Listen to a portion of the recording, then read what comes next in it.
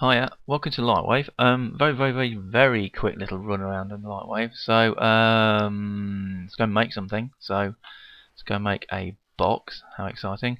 And we'll click and drag. So I can click and drag my top view, and that's going to place the base of it automatically on 0, 0, 0 because we're in top view.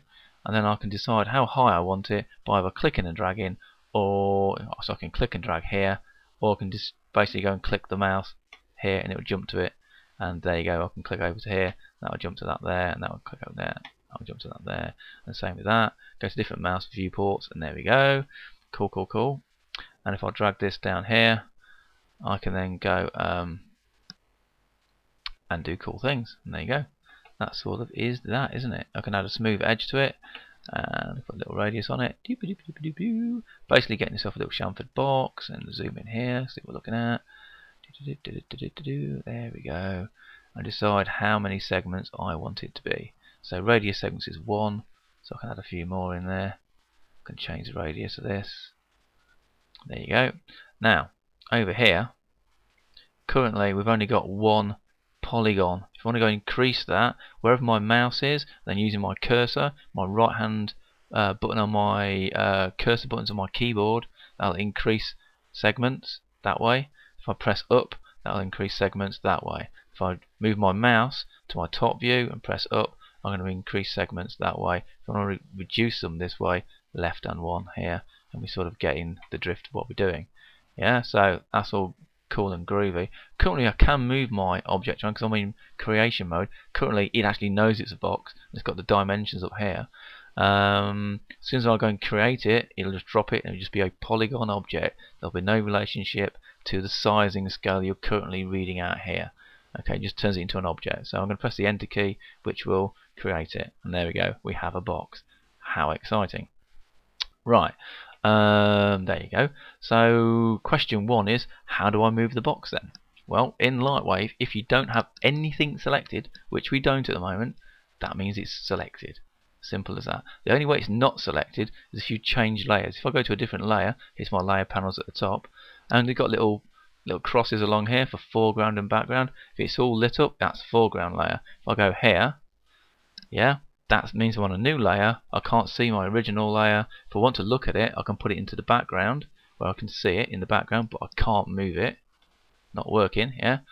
And if I go and put it in the foreground here, then I can go and select things, and I can go and move things if I want to go and select them. Now currently I've just selected a few polygons here, and if I go to my modify panel, if I look at my move or my translate ideas here, which I can move things, and I've got rotation and got stretching and scaling, whatever. If I go and move it, it's the move button, or little shortcuts are all on the right hand side. So it's the lowercase t. So keep your keyboard with your caps lock switched off, because most of the shortcuts are lowercase. So if I press if I've got that working at the moment, also my numeric panel on the right hand side also shows that I am doing something. I've got the move tool running. I can go and move things. I'm just going to move those few polygons, and that looks hideous, doesn't it? So let's undo that. U for undo. Okay, and I'm going to drop my selection. 2 ways to drop a selection. One, I can go over to a dead area like here, this grey area or the bottom here, and just click with the mouse. That will drop my selection. Oh, it will if I drop my tool. Dropping a tool, which is a move tool, spacebar, and dropping selection, dead area. If I go and select some more polygons again, I can go and paint a selection just with the mouse. If I go and drop that selection, another way of dropping the selection will be your / key. That will also drop a selection. Now, currently I have nothing selected, in which case Lightwave thinks that this layer is actually selected. So if I want to go and move it, just press the move button, and I can just go and move it around. It's now moving. Okay. An interesting thing to note is how you can rotate and stretch ideas, stretch things as well. So let's look at that quickly. Down in the bottom here, I've got a mode drop down. I can drop this down to being, I usually have it set to action center mouse, so wherever my mouse is, that's where it's going to work. That's going to work from. So if I want to go and rotate, which is here, rotate, or the Y key, so T to move, Y to rotate, H for stretch. You're going to remember those quite a bit. So we're going to rotate something. If I have my mouse in the center, and I click and drag, it's going to rotate from the center. Yeah, that's where its axis is. Okay, if I undo that, if I decide I want to rotate it from here, I just need to place my mouse here, and that's where it's going to rotate. Very, very useful. Very easy to do. I'll undo that as well.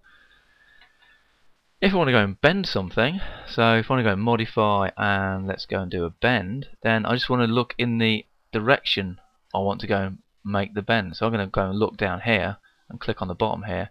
I'm going to rotate that. You can see that bending down or bending up. And I can rotate it off as well, or rotate it back. Okay, I'll U for undo on that one as well. Okay, so that's sort of bend modifier, and they all sort of work like that. The other thing you want to go and do is probably select a polygon, and maybe you want to go and bevel it. So B for bevel. So click, and we're done. And then right and click. Oh look, we're doing another one. There you go. I can go put that out, and then and then right and click and drag that up there. And we're doing another one, and right and click and do that one. And right and click and do that one.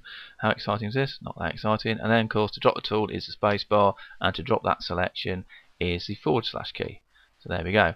If you want to go and zoom this up, click on the little widget, or if you've got a big keyboard, it's the 0 key on your numeric keyboard panel. If you've got a laptop, then it ain't. You can always set it up to however you want, but default is doing that. Now, if I want to add a mesh smooth or subdivide this, I press the tab key. How hard's that? And that's now subdivided it. Simple as that. If you want to undo that subdivision, you just press the tab key again. So how hard's that? Not that hard. You've got different view modes as well, blah blah blah, and you got perspective views and whatever. I think we're done. There you go. That would sort of do a quick, very very quick, get yourself around ish of it. Simple as that. Catch you later. As used on Avatar apparently quite a bit for modelling all the stuff, and that got thrown into Motion Builder, so Mr. Cameron could do all of his live on set camera work. Catch you later.